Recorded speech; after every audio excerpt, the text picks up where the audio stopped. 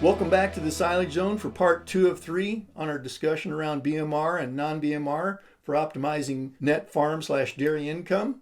So like we discussed earlier, we believe that maybe the key is feeding BMR pre-calving.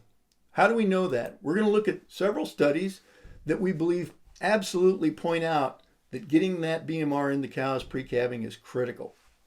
So when you look at these studies, very similar, done over a long period of time, 2001, 2006, 2014 at very reputable institutions, USDA Forage Research Center, Cornell, and Utah State University.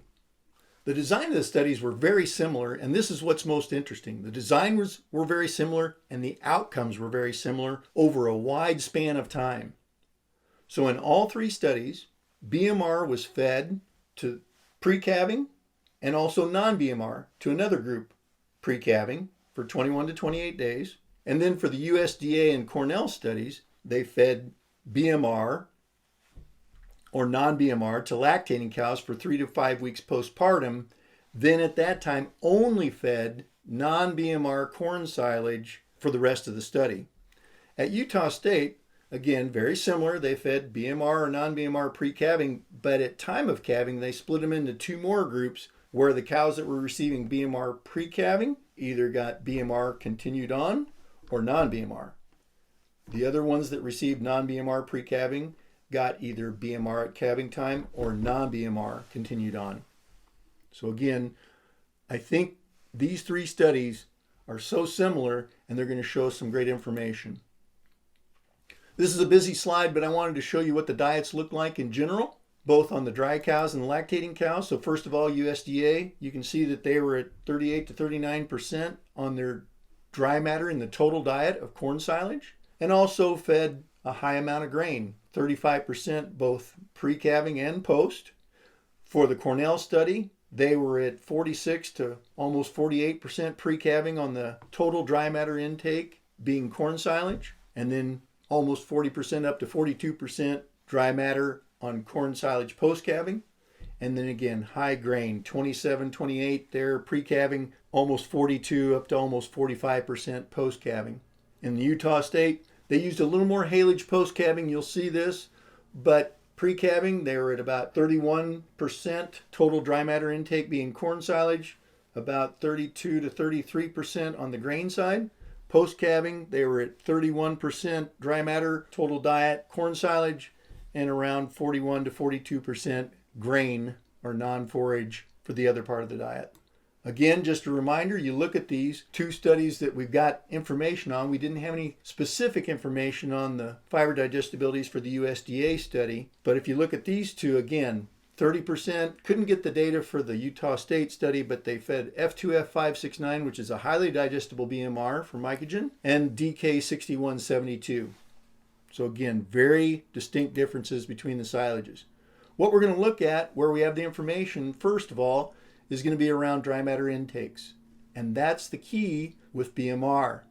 So the darker boxes that you see on the graph here, that's the BMR fed cows. The ones that are open, clear, that'd be the non-BMR or quote-unquote conventional corn silage as they named it. Along the horizontal axis are the weeks either prepartum or postpartum. So negative would be before calving, and then 0 would be day of calving on.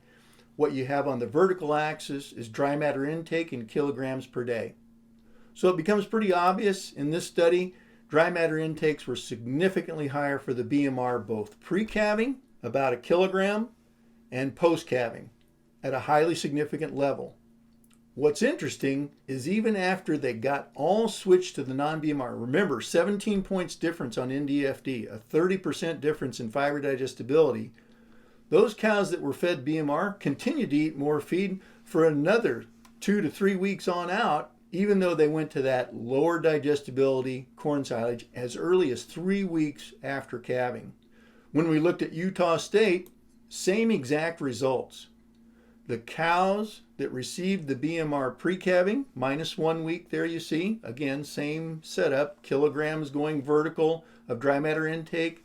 On the horizontal axis, it's about weeks before calving or weeks after calving, that the ones that got BMR pre-calving ate more feed, the ones getting BMR post-calving out to that 1 week time when they measured it, were eating more total feed than the non-BMR.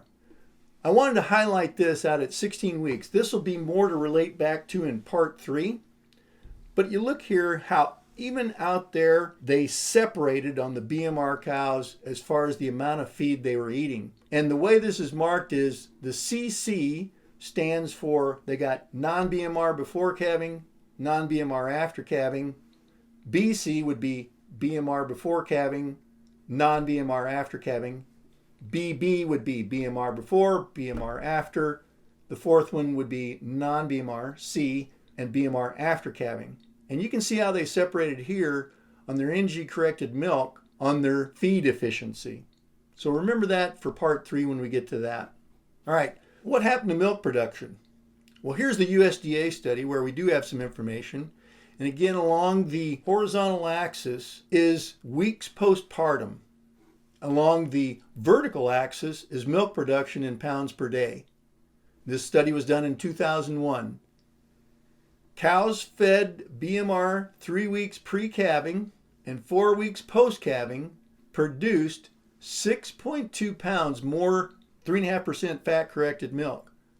That'd be the dark vertical box. Remember, all cows after that 4-week experimental period got switched to the non-BMR corn silage. But prior to that, they milked 6.2 pounds more 3.5% fat-corrected milk. What happened after? Those BMR-fed cows still maintained their milk advantage compared after switching to the non-BMR. So they maintained that milk advantage even after they went to the non-BMR corn silage. All right, what about Cornell? So again, along the horizontal axis is weeks postpartum. So day 0 is day of calving. What you have on the vertical axis is the fat-corrected milk in kilograms per day. Dark boxes would be the BMR-fed cows, lighter boxes, non-BMR. So again, these animals got BMR pre-calving, BMR post, or non-BMR pre and non-BMR post. So what happened? Cows fed BMR pre and post produced 6.6 pounds more energy-corrected milk. Really similar to what we saw at the USDA study. They were at 6.2. Don't forget though, at 3 weeks, all cows were switched to the non-BMR corn silage. Then what happened?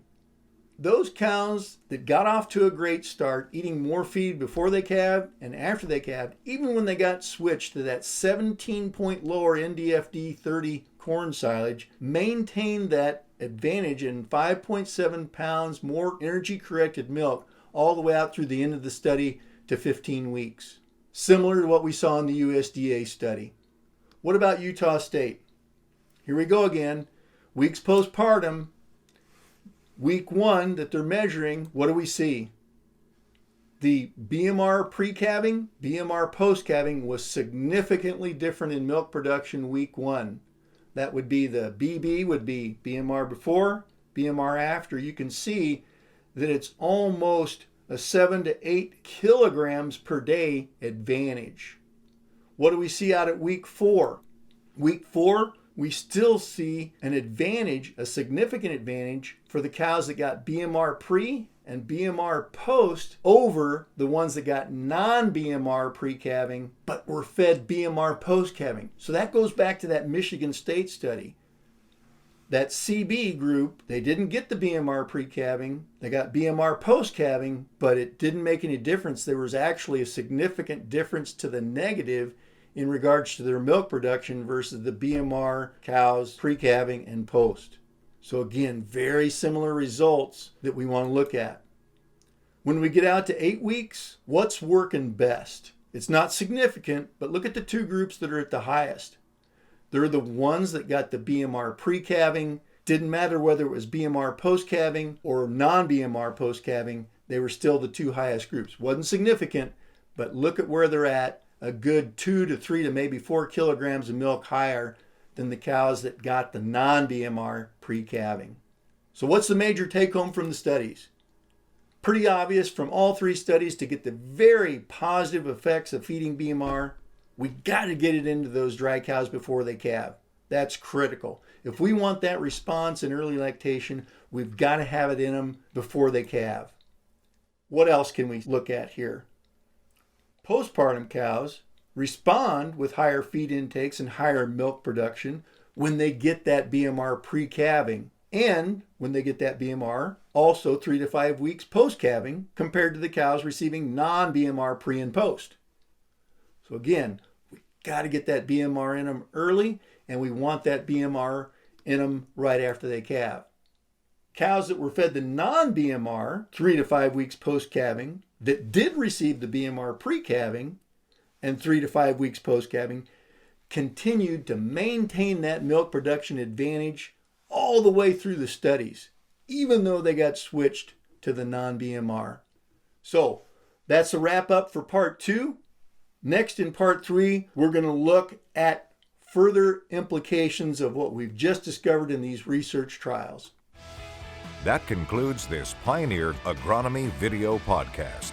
Visit our page on pioneer.com and follow us on Twitter and Facebook for more agronomy insights.